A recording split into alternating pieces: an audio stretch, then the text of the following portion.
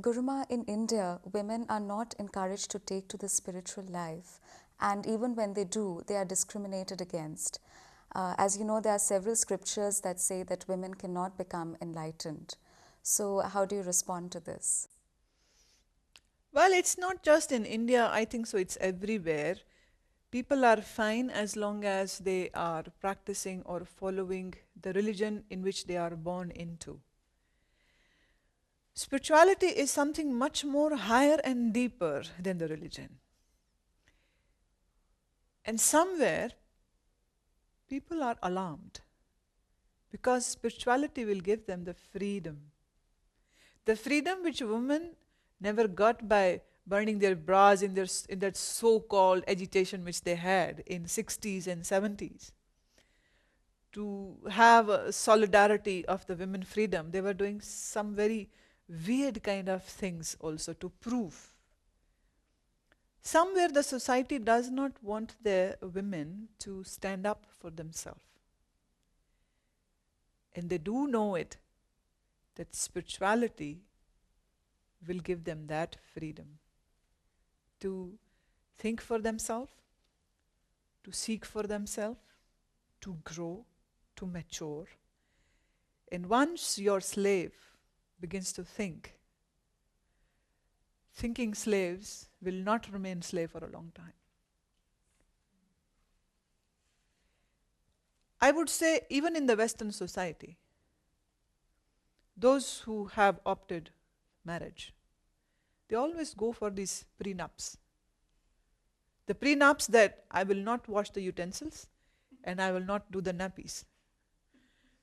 I'll not do the cooking on particular days and I'll part with these things if we divorce and these will be mine. They are going for these prenups. Somewhere with this kind of freedom or this kind of mindset which the women are claiming to and slowly practicing, I believe the males get a little scared. They are scared. For thousands of years, men have ruled religions. Your popes are men, your high priests of Sikhs are men, your Shankaracharyas are men. And they have been teaching the woman her role, her duty. And women had been following it very obediently.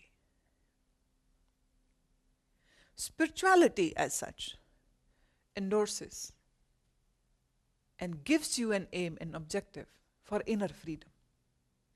And whenever this inner freedom will happen, but obvious, your outer shackles will get broken. So the fear is quite deep. And it's quite in the subconscious. It's not on the conscious level of the mind. It's quite deep. It's quite deep. Somewhere the women too have accepted their role. They don't question. They don't ask. They don't want to grow. They are happy with whatever is allowed to them. Not more than that. So it seems pretty convenient also. Because they know if they'll challenge, then they'll be in a problem. But somewhere I have found that those who got their inner touch begin to speak with great authority. Men don't like that. Men have never liked that. So there are many other challenges also from the society, from the male members of the family, from the male members of the religion also. So that's the reason that the fear is somehow given by the society and the family, and somehow the women too have accepted their role also. So they are also not questioning it. But definitely spirituality endorses and asks you and helps you for the freedom. Not to bash out the men, but just to have a respectful attitude towards your own being, your own inner being. And when you are respectful for your own self, people around you definitely respect you then.